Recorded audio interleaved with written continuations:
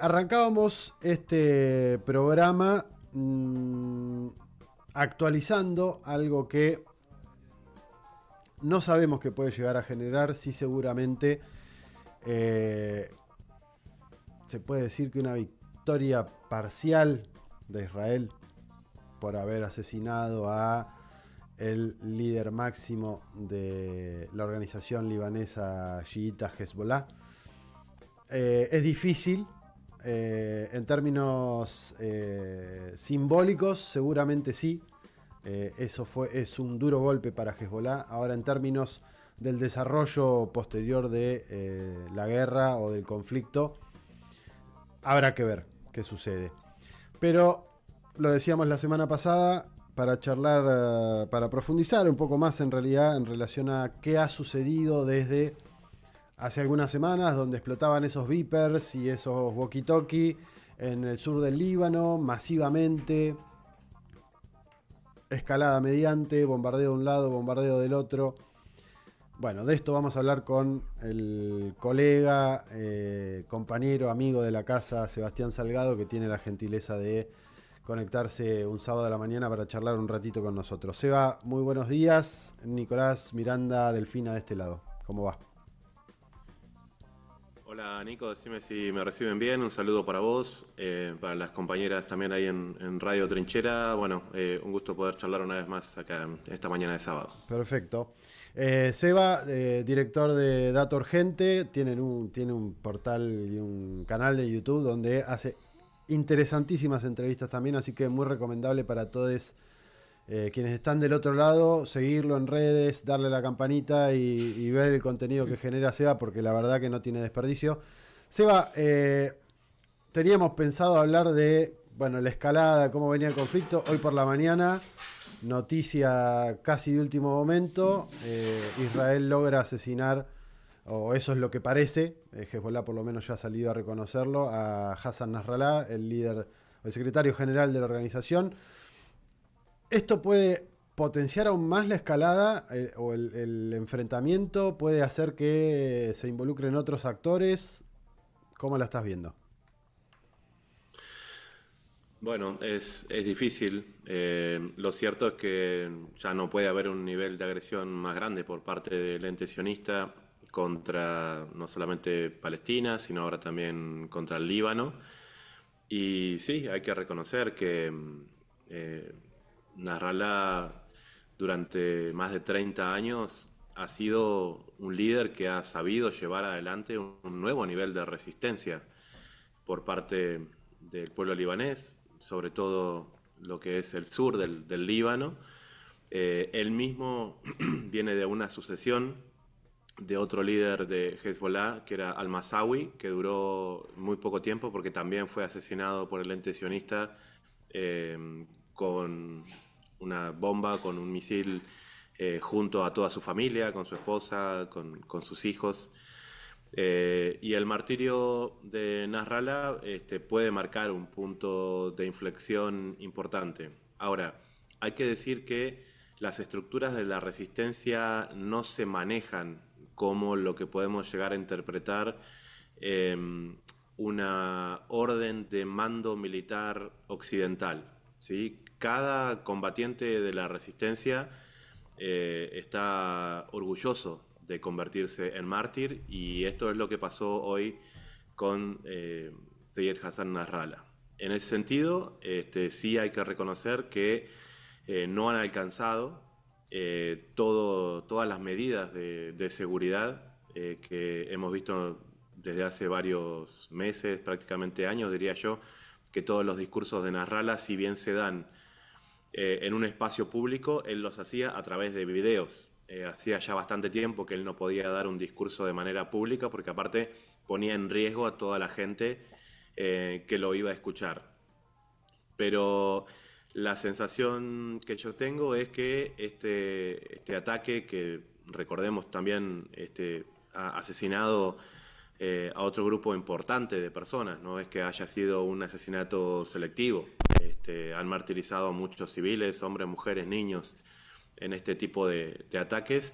Es contra todo el eje de la resistencia del mundo islámico, contra el ente israelí. Y en ese sentido, hoy ya hemos empezado a ver durante la mañana algunas respuestas desde Irak, por ejemplo, con una nueva carga de misiles contra la Palestina ocupada. Hay una, vamos a decir, una estructura de la resistencia a través de la cual ningún líder es indispensable para darle continuidad a la batalla por la liberación de los pueblos, para rebelarse contra la opresión que el ente sionista intenta generar en su proyecto expansionista. Y en ese sentido, bueno, nos tocará esperar para ver cómo es la sucesión de mando en ese sentido. No por eso vamos a dejar de reconocer el tremendo liderazgo que tuvo Nasrallah hasta este momento, pero sin duda, más allá de su martirio, continuará siendo una inspiración para muchísimos jóvenes que están dispuestos a dar su vida por su propio país. Uh-huh. Lo que queda claro también, me parece, Seba, es que el ente sionista no tiene despacho en hacer lo que sea necesario para intentar, por lo menos, atribuirse o generarse victorias que le permitan seguir alimentando la narrativa de que son invencibles, de que son la única democracia en la región. Digo, también esto del supuesto escudo de hierro es algo que incluso, bueno, Hamas, Hezbollah habían dejado prácticamente burlado, y que es algo que también en la construcción narrativa se intenta permanentemente dejar de, o que no se conozca o que no salga.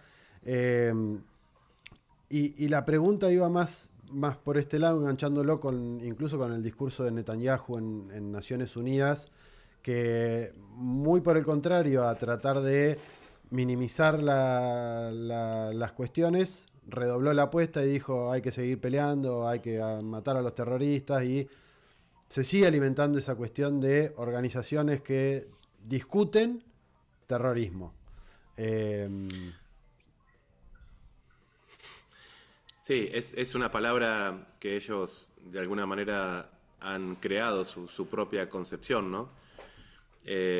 Antes de que existiera Israel, ese concepto de musulmán árabe poniendo una bomba no existía. No existía.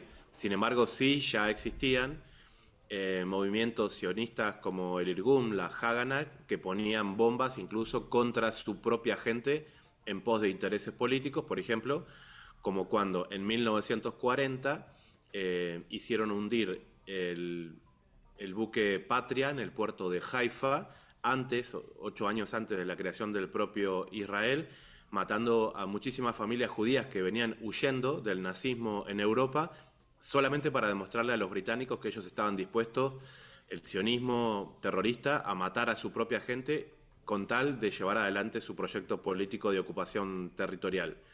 Ahí sí, Crónico, hay que tener muy en claro que la solidaridad de Hezbollah después del 7 de octubre, Nasrallah lo dijo en un discurso de manera muy clara, Hezbollah entró a esta última etapa del conflicto el 8 de octubre. ¿Qué quisieron decir con esto? No fueron parte de ningún tipo de planificación de lo que las fuerzas de resistencia de Hamas y la Yihad Islámica hicieron fuera de las fronteras y del confinamiento de esa cárcel a cielo abierto que es la Franja de Gaza.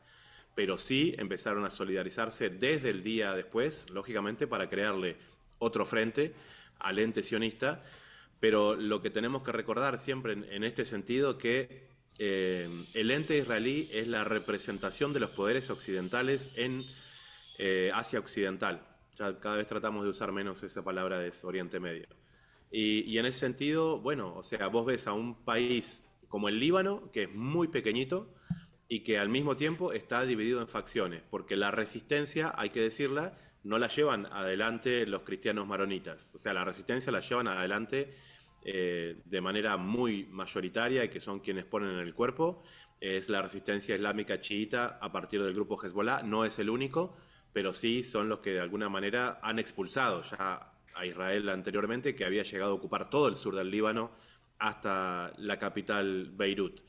Y en ese sentido uno se va dando cuenta que la resistencia es una sola porque los poderes occidentales que agreden, que colonizan, terminan siendo, más allá de la bandera que tengan, parte de un mismo proyecto.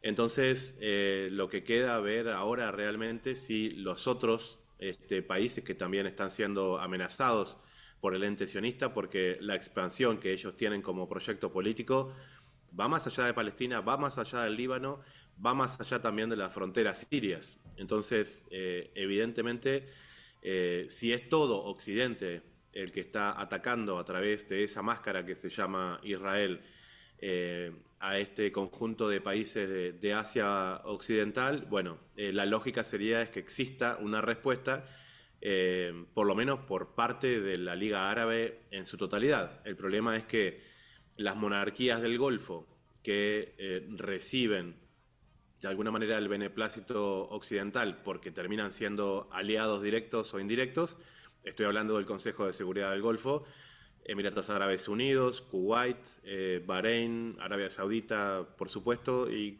Qatar, que a veces hace su propio juego.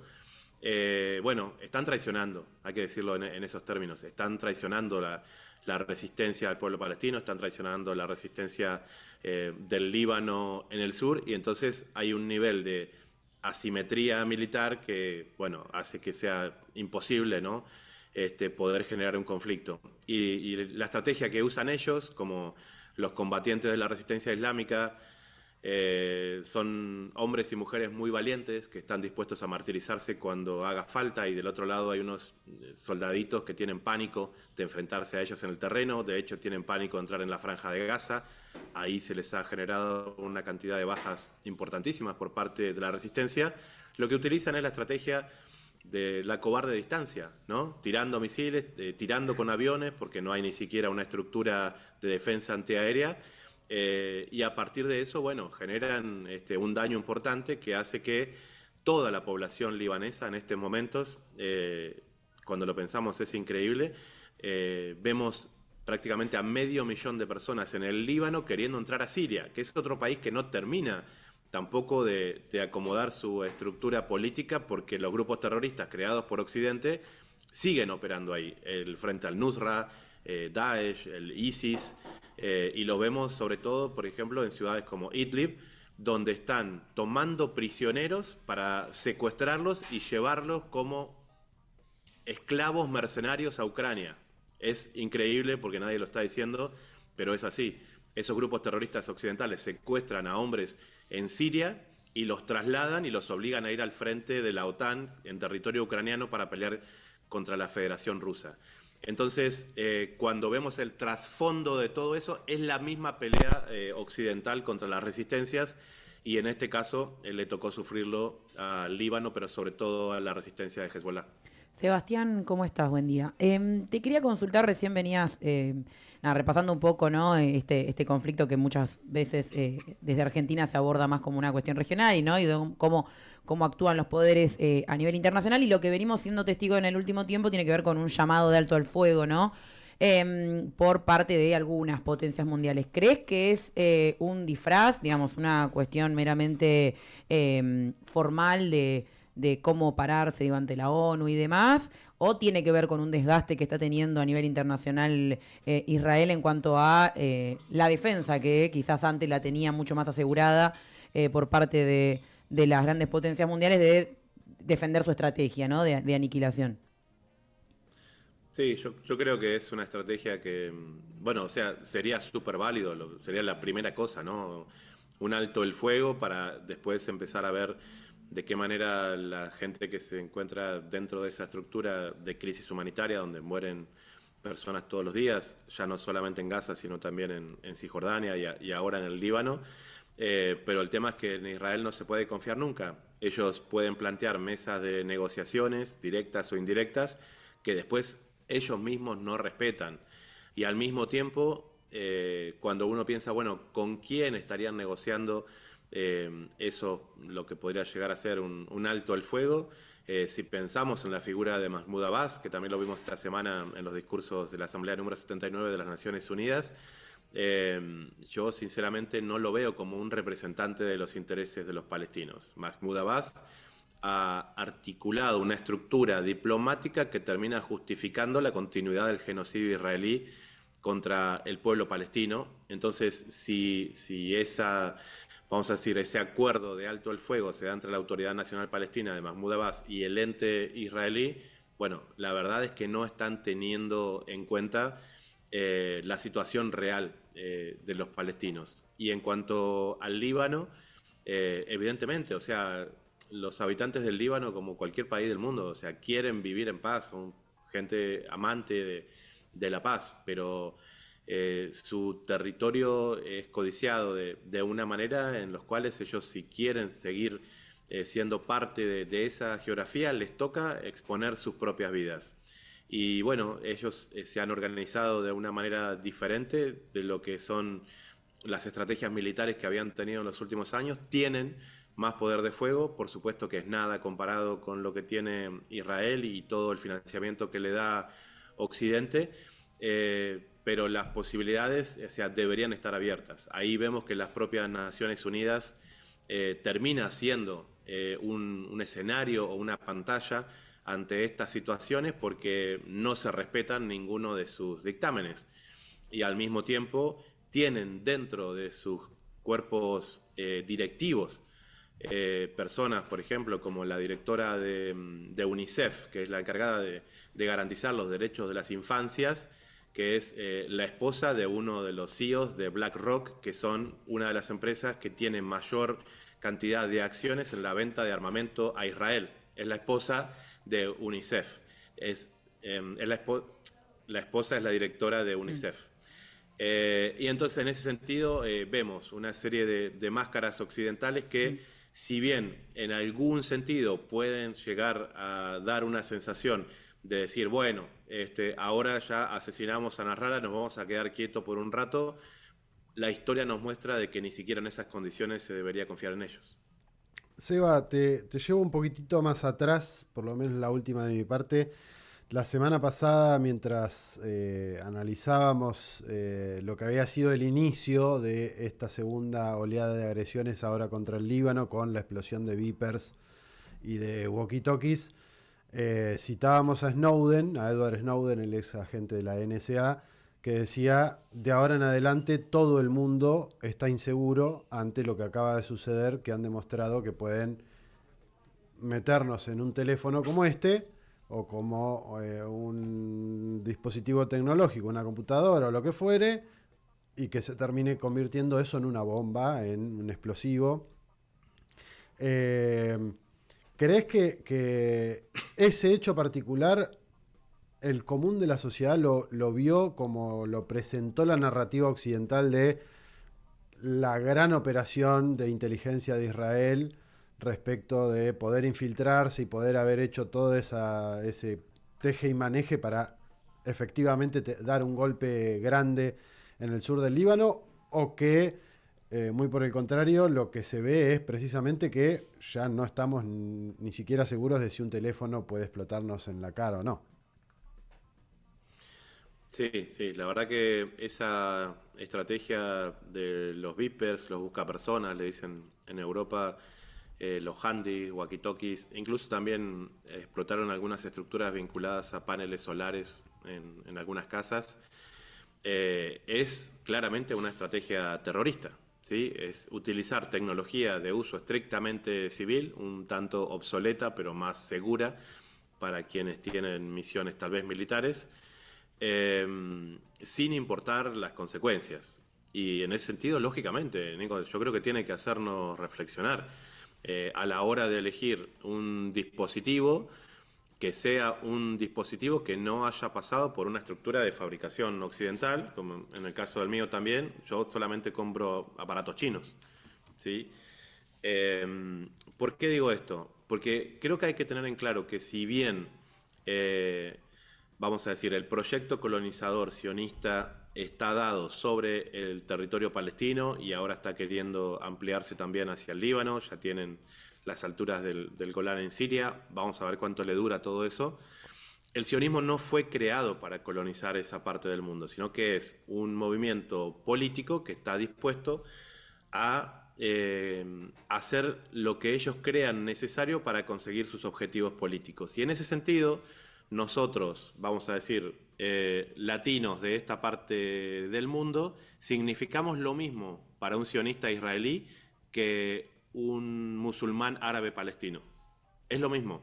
Si ellos el día de mañana creen necesario empezar a llevar adelante, ya lo hicieron de una manera política, la ocupación de la República Argentina, como está escrito a fines del siglo XIX en el libro de Theodor Herzl, donde ellos deciden, y es el nombre del capítulo, Palestina o Argentina, no es casual, ¿sí? El nivel de injerencia sionista que hay dentro del gobierno argentino en todos los partidos políticos. En todos los partidos políticos. No es solamente en la evidencia de la derecha de los vínculos de Patricia Bullrich con Montoto y todos ellos, sino que también, por ejemplo, Guado de Pedro es el que fue a Israel a firmar con Mekorot, que es la empresa de agua militarizada que le roba el agua a los palestinos, que hace que muchos niños y niñas en este momento estén muriendo por deshidratación, y ya está operando en más de 10 provincias argentinas porque la trajo Guado de Pedro, ¿sí? Entonces, las cosas como son.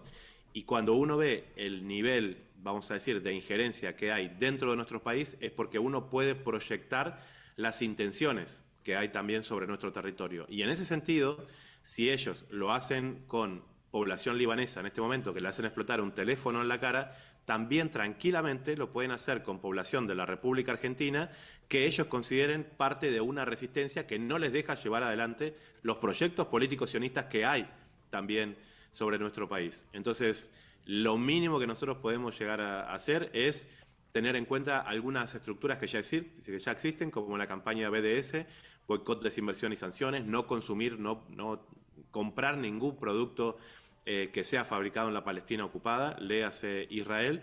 Y cuando pensamos, sobre todo a nivel tecnológico, que vamos a decir, hoy por hoy tenemos la posibilidad de tener tecnología de punta que no pase por manos occidentales, tratar de aprovechar también esa oportunidad. Seba, como siempre, un gusto haber charlado estos minutos con vos. Gracias. Y bueno, estaremos en contacto siguiendo de cerca qué sucede, cómo evoluciona la situación en ese y en otros lugares de este mundo. Gracias, un abrazo grande. Ahí estamos a la orden. Un abrazo grande para todos los compañeros y compañeras de Radio Trinchera. Charlábamos con Seba Salgado, analista internacional, director de Dato Urgente, corresponsal de guerra, ha estado en Medio Oriente, en Asia Occidental, viajó al Donbass, hizo un documental, recomendadísimo el documental que hizo Seba Salgado sobre el Donbass. No tiene desperdicio ese material fílmico que logró, que pudo hacer en el mes y pico, 2 meses que estuvo recorriendo distintas ciudades de esa región, ahora de territorio ruso, pero que en algún momento supo ser territorio ucraniano. Vamos a dejar, porque hay varios comentarios, llegaron varios mensajes de qué buena la entrevista, cuélguenla, la vamos a colgar en breve, así que no desesperen que ya está subida, va a imagínate. pasar. Bueno, 11 de la mañana, hacemos una breve tanda y a la vuelta comenzamos con la segunda hora del programa. Desde Tolosa, En Comunidad Ferroviaria, cavamos trinchera para dar a conocer lo que sucede.